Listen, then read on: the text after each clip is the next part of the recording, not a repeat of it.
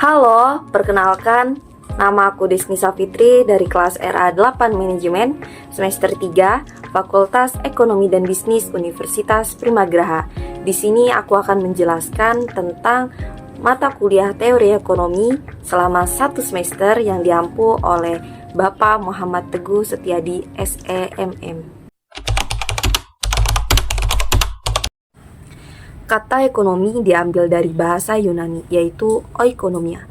Oikonomia berasal dari dua kata, yaitu oikos yang berarti rumah tangga dan nomos yang berarti peraturan. Dapat kita simpulkan, ekonomi adalah ilmu yang mempelajari cara memenuhi kebutuhan hidup manusia dengan sumber daya yang tersedia. Dan menurut Otoritas Jasa Keuangan, ilmu ekonomi didefinisikan sebagai ilmu yang mempelajari usaha manusia dalam memenuhi kebutuhan yang banyak dengan sarana pemenuhan yang sangat terbatas. Dengan mempelajari ilmu ekonomi, maka kita dapat merencanakan bisnis, kebijakan sumber daya manusia, menentukan harga, membuat kebijakan pemasaran, hingga membuat kebijakan untuk kesejahteraan masyarakat. Lalu, terdapat dua ruang lingkup ilmu ekonomi, yaitu ekonomi mikro dan ekonomi makro. Ekonomi mikro adalah ilmu ekonomi yang mempelajari bagian kecil atau aspek individual dari kegiatan perekonomian. Analisis ekonomi mikro adalah menggunakan pendapatannya dengan menganalisis konsumen dan produsen dalam penawaran barangnya dalam pasar. Sebutan untuk ekonomi mikro adalah sebagai teori harga, karena inti dari ekonomi mikro adalah penentuan harga, sedangkan ekonomi makro adalah ilmu ekonomi yang mempelajari keseluruhan perilaku ekonomi yang berkaitan dengan penggunaan faktor yang tersedia secara efisien demi mencapai kemakmuran masyarakat yang maksimal.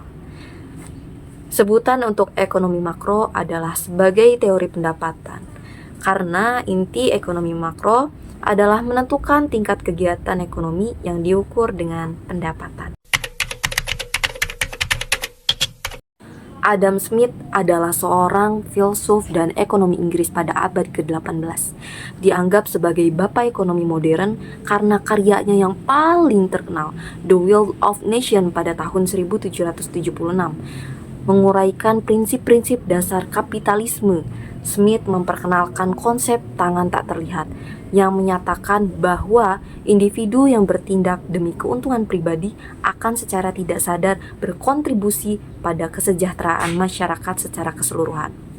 Refleksi ini membuka jalan bagi pemahaman tentang pasar bebas dan peran pentingnya dalam mengelola alokasi sumber daya.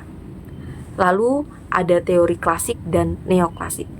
Selama abad ke-19, teori ekonomi berkembang lebih jauh melalui karya para pemikir seperti David Ricardo dan John Stuart Mill. Mereka memperluas teori yang ditemukan oleh Smith dan menekankan konsep-konsep seperti perdagangan bebas dan persaingan. Pada awal abad ke-20, ekonomi neoklasik mulai mendominasi. Pemikir seperti Alfred Marshall dan Leon Walras menekankan pentingnya keseimbangan antara harga dan utilitas konsumen sebagai dasar pengambilan keputusan ekonomi. Teori Keynesian. Pada waktu itu terjadi krisis besar pada tahun 1930, menyebabkan munculnya teori ekonomi baru. John Maynard Keynes menjadi tokoh kunci tangan teori ekonomi Keynesiannya. Ia menekankan peran intervensi pemerintah dalam mengatur perekonomian, terutama melalui kebijakan perbajakan untuk memerangi ketidakstabilan ekonomi. Selain itu, teori ekonomi moneter dikembangkan melalui karya Milton Friedman dan monetarisme yang menekankan peran uang dalam mempengaruhi perekonomian serta pentingnya kebijakan mata uang yang sesuai. Ekonomi modern dan teori perilaku di zaman modern, muncullah cabang-cabang ilmu ekonomi baru, termasuk ekonomi perilaku yang menggabungkan psikologi dalam memahami perilaku konsumen dan pengambilan keputusan ekonomi. Memulihkan pertumbuhan ekonomi dan teori pembangunan menjadi fokus utama dalam upaya memahami bagaimana perekonomian suatu negara berkembang dari waktu ke waktu. Perkembangan teori ekonomi sejak zaman Adam Smith hingga saat ini telah membawa perubahan dalam cara pandang, pendekatan, dan penekanan pada berbagai aspek ilmu ekonomi, dari konsep klasik hingga teori modern yang lebih komprehensif. Perkembangan ini terus berbentuk cara kita memahami, menganalisis, dan mengelola sistem ekonomi yang kompleks di era globalisasi. Elastisitas bisa diartikan sebagai pengaruh perubahan harga terhadap jumlah dari produk barang yang diminta atau ditawarkan. Bisa dikatakan bahwa elastisitas ini merupakan tingkat perubahan atau kepekaan dari suatu gejala ekonomi atas perubahan gejala ekonomi lainnya. Elastisitas bisa kita bedakan menjadi 3, yaitu elastisitas harga, elastisitas pendapatan, dan elastisitas silang. Pada ketiga jenis elastis ini ada unsur penting yang mempengaruhinya, yaitu elastisitas permintaan dan penawaran.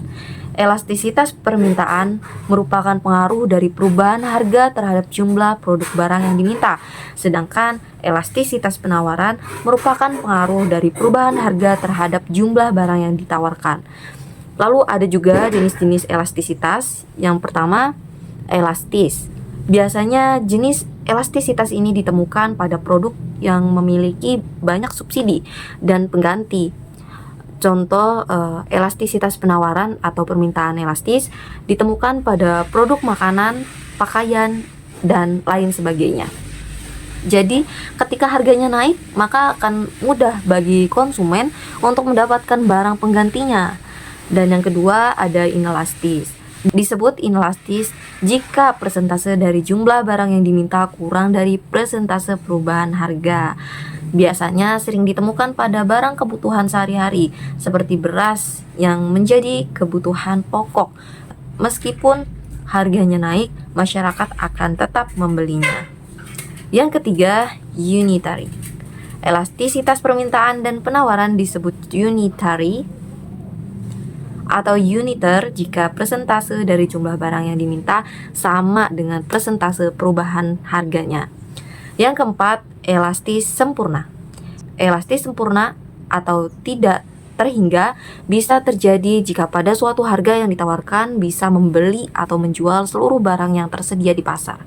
Namun, jika ada kenaikan sedikit saja, maka jumlah permintaan akan jatuh menjadi 0. Yang kelima, inelastis sempurna.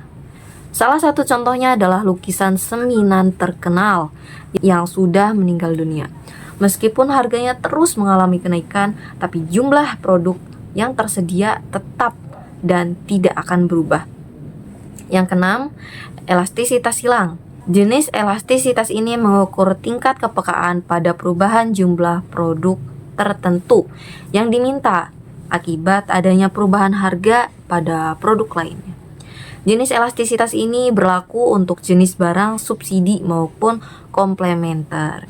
Jadi, dapat kita simpulkan bahwa elastisitas permintaan dan penawaran merupakan tingkat kepekaan perubahan jumlah barang yang diminta dan ditawarkan atas terjadinya perubahan harga pada produk barang.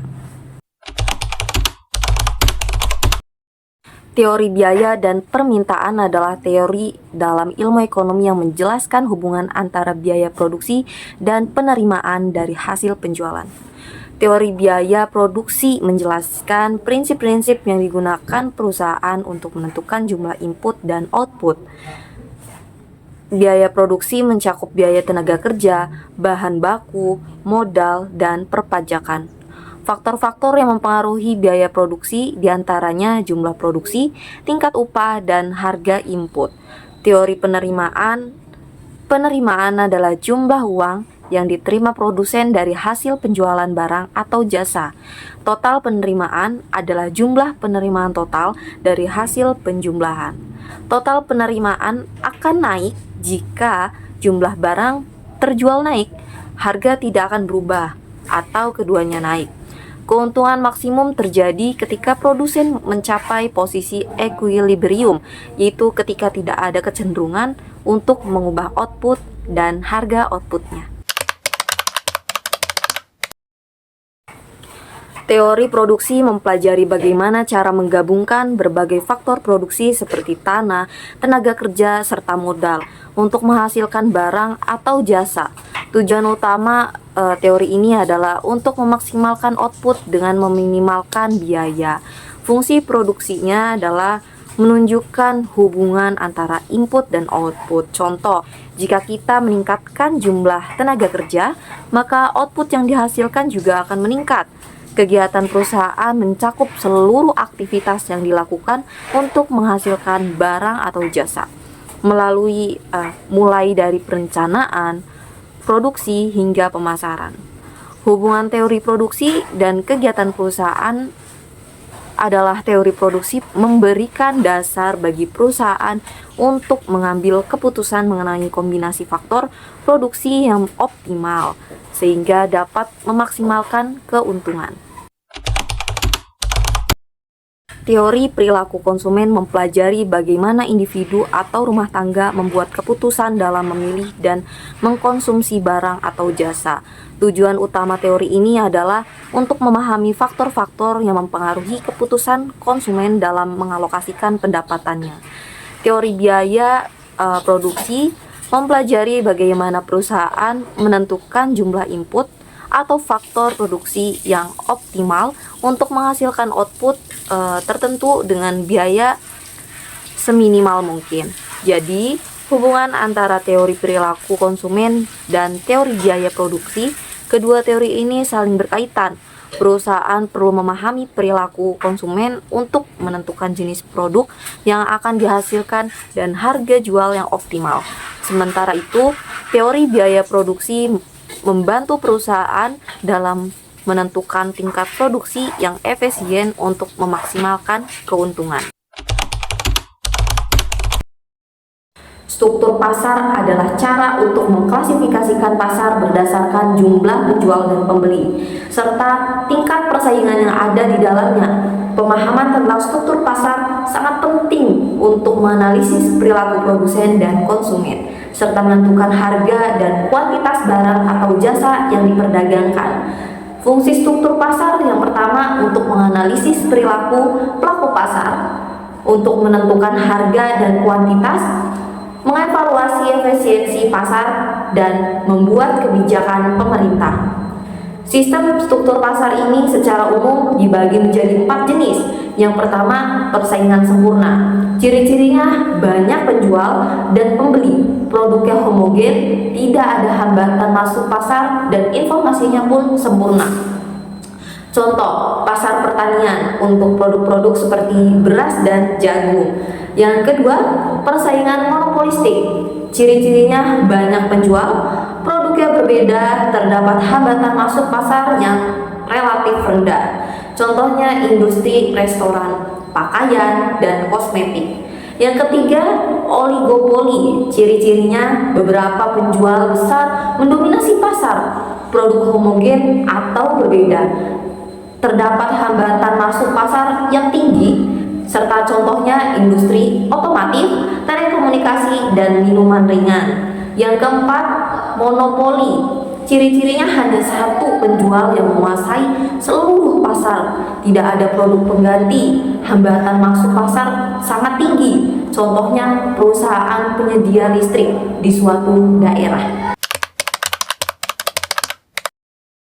Pendapatan nasional adalah ukuran total nilai semua barang dan jasa akhir yang diproduksi oleh suatu negara dalam periode tertentu, biasanya dalam 1 tahun. Jenis-jenis pendapatan nasional yaitu produk domestik bruto atau PDB, nilai total semua barang dan jasa akhir yang diproduksi di dalam batas wilayah suatu negara dalam periode tertentu. Yang kedua adalah produk nasional bruto atau PNB, nilai total semua barang dan jasa akhir yang diproduksi oleh faktor produksi milik warga negara, baik di dalam maupun di luar negeri. Selanjutnya ada pendapatan nasional neto, PNN, PNB dikurangi dengan penyusutan atas barang modal. Selanjutnya ada pendapatan per kapita. Pendapatan nasional dibagi dengan jumlah penduduk. Karakteristik pendapatan nasional. Yang pertama, nominal versus real. Pendapatan nasional nominal adalah nilai pendapatan yang diukur dengan harga berlaku saat itu. Sedangkan pendapatan nasional real adalah nilai pendapatan yang telah disesuaikan dengan inflasi. Selanjutnya ada fluktuasi. Pendapatan nasional dapat mengalami fluktuasi dari waktu ke waktu akibat berbagai faktor seperti siklus bisnis, kebijakan pemerintah, dan peristiwa eksternal. Selanjutnya ada perbandingan antara negara. Pendapatan nasional digunakan untuk membandingkan tingkat kesejahteraan antara berbagai negara. Namun, perlu kita tahu bahwa perbandingan ini perlu disesuaikan dengan perbedaan tingkat harga dan daya beli di masing-masing negara. Contohnya, konkret pendapatan nasional adalah ketika kita menghitung total nilai produksi semua barang dan jasa di Indonesia dalam 1 tahun, mulai dari produksi beras di sawah hingga layanan jasa keuangan di perbankan. Persaingan monopolistik adalah struktur pasar yang memiliki karakteristik antara persaingan sempurna dan monopoli. Dalam struktur ini terdapat banyak penjual, tetapi produk yang ditawarkan oleh masing-masing penjual memiliki perbedaan. Perbedaan ini biasa berupa merek, kualitas, desain, atau fitur tambahan. Bentuk-bentuk persaingan monopolistik yaitu persaingan berdasarkan merek, persaingan berdasarkan kualitas, serta berdasarkan layanan. Ciri-ciri persaingan monopolistik: ada banyak perusahaan yang menjual produk sejenis, namun tidak terlalu banyak sehingga setiap perusahaan memiliki pangsa pasar tertentu. Meskipun produk yang dijual sejenis, namun memiliki perbedaan yang cukup signifikan sehingga konsumen memiliki preferensi terhadap produk tertentu. Perusahaan baru masih bisa masuk ke pasar, namun terdapat beberapa hambatan seperti biaya promosi yang tinggi atau perlu membangun reputasi merek. Persaingan lebih fokus pada kualitas produk, merek, desain, dan layanan pelanggan, bukan hanya harga. Contohnya, persaingan monopolistik yaitu industri makanan dan minuman. Merek-merek minuman ringan, makanan ringan, dan kopi instan yang berbeda-beda. Lalu industri pakaian, berbagai merek pakaian dengan desain dan kualitas yang berbeda. Selanjutnya ada industri kosmetik, berbagai merek kosmetik dengan klaim khasiat yang berbeda. Fungsi persaingan monopolistik adalah agar perusahaan terus berinovasi untuk menciptakan produk baru atau meningkatkan kualitas produk yang sudah ada agar dapat menarik konsumen, serta konsumen memiliki banyak pilihan produk dengan berbagai fitur dan harga. Pasar bebas adalah sistem ekonomi di mana kegiatan produksi, distribusi, dan konsumsi barang dan jasa dilakukan tanpa adanya campur tangan yang signifikan dari pemerintah. Dalam pasar bebas, harga ditentukan oleh interaksi antara penawar dan permintaan tanpa adanya intervensi harga dan kuota produksi. Kebijakan pemerintah dalam pasar bebas, meskipun disebut bebas, pemerintah tetap memiliki peran dalam mengatur pasar. Tujuannya adalah untuk memastikan pasar berjalan secara efisien dan adil. Beberapa kebijakan pemerintah yang sering ditetapkan dalam pasar bebas adalah regulasi. Pemerintah membuat peraturan untuk melindungi konsumen, menjaga lingkungan, dan mencegah praktik bisnis yang tidak sehat. Selanjutnya ada pajak. Pemerintah memungut pajak untuk membiayai kegiatan negara dan mendistribusikan pendapatan. Lalu ada subsidi. Pemerintah memberikan subsidi kepada produsen atau konsumen tertentu untuk mencapai tujuan tertentu, misalnya untuk melindungi industri dalam negeri atau membantu masyarakat miskin. Lalu ada kebijakan moneter. Bank sentral mengatur jumlah uang yang beredar untuk menjaga stabilitas harga dan mendorong pertumbuhan ekonomi. Contoh pasar bebas yang sering kita temui adalah pasar tradisional, pasar modern, dan pasar online. Di pasar-pasar ini, penjual dan pembeli bebas berinteraksi dan menentukan harga dan jumlah barang yang diperdagangkan. Kebijakan fiskal adalah kebijakan pemerintah yang berkaitan dengan pengaturan dan pendapatan dan pengeluaran negara. Fungsi kebijakan fiskal yaitu kebijakan fiskal digunakan untuk menjaga stabilitas ekonomi baik saat terjadi inflasi maupun deflasi, dengan meningkatkan belanja pemerintah atau memberikan insentif pajak. Pemerintah dapat merangsang aktivitas ekonomi dan mendorong pertumbuhan. Contoh kebijakan fiskal yang pertama, memotong pajak. Kenaikan pajak meningkatkan belanja pemerintah dan memberikan subsidi. Sedangkan kebijakan moneter adalah kebijakan yang dilakukan oleh bank sentral untuk mengatur jumlah uang yang berada di masyarakat. Tujuannya adalah untuk menjaga stabilitas harga, mendorong pertumbuhan ekonomi, dan menjaga sistem keuntungan tetap stabil. Fungsinya adalah mengendalikan inflasi. Jika inflasi terlalu tinggi, bank sentral akan menaikkan suku bunga untuk mengurangi jumlah uang yang beredar dan menurunkan permintaan.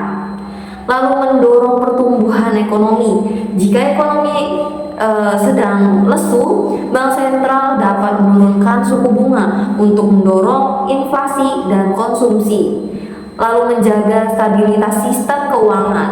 Bank sentral mengawasi perbankan dan memastikan sistem keuangan berjalan dengan baik. Contohnya kebijakan moneter adalah menaikkan suku bunga, menurunkan suku bunga, operasi pasar terbuka, dan cadangan wajib.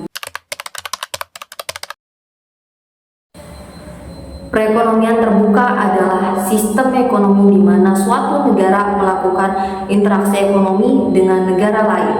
Artinya, negara tersebut terlibat dalam perdagangan internasional, baik itu ekspor maupun impor. Ciri-ciri perekonomian terbuka yaitu mobilitas faktor produksi. Faktor produksi seperti tenaga kerja dan modal dapat dengan bebas berpindah dari satu negara ke negara lain. Perdagangan bebas. Tidak ada hambatan yang signifikan dalam perdagangan internasional seperti tarif, kuota, atau hambatan non-tarif lainnya. Investasi asing langsung. Perusahaan asing dapat melakukan investasi langsung di negara tersebut. Arus modal bebas. Modal dapat dengan mudah mengalir masuk dan keluar dari negara. Tujuan perekonomian terbuka adalah untuk meningkatkan kesejahteraan masyarakat melalui peningkatan efisiensi. Persaingan internasional mendorong perusahaan menjadi lebih efisien dan inovatif, meningkatkan pilihan konsumen. Konsumen memiliki lebih banyak pilihan barang dan jasa dengan harga yang lebih kompetitif. Memanfaatkan sumber daya secara optimal. Negara dapat memanfaatkan sumber daya yang tidak memiliki secara optimal dengan melakukan impor. Lalu pertumbuhan ekonomi. Perdagangan internasional dapat mendorong pertumbuhan ekonomi melalui peningkatan permintaan termasuk produk domestik. Model dan pendekatan dalam perekonomian terbuka ada beberapa pendekatan yang digunakan untuk menganalisis perekonomian terbuka, yaitu ada model Chequers-Ohlin. Model ini menjelaskan pola pendapatan berdasarkan perbedaan dalam faktor produksi antar negara. Lalu ada model Specific Factors. Model ini mempertimbangkan adanya faktor produksi yang spesifik untuk suatu faktor produksi. Lalu ada model Stolper. Model ini menganalisis dampak perubahan harga barang impor terhadap distribusi pendapatan. Contoh perekonomian terbuka, hampir semua negara di dunia ini menganut sistem perekonomian terbuka. Contohnya negara-negara anggota Uni Eropa yang melakukan perdagangan bebas satu sama lain. Selain itu, negara-negara seperti Cina, Amerika Serikat, dan Jepang melakukan contoh negara dengan perekonomian yang sangat terbuka.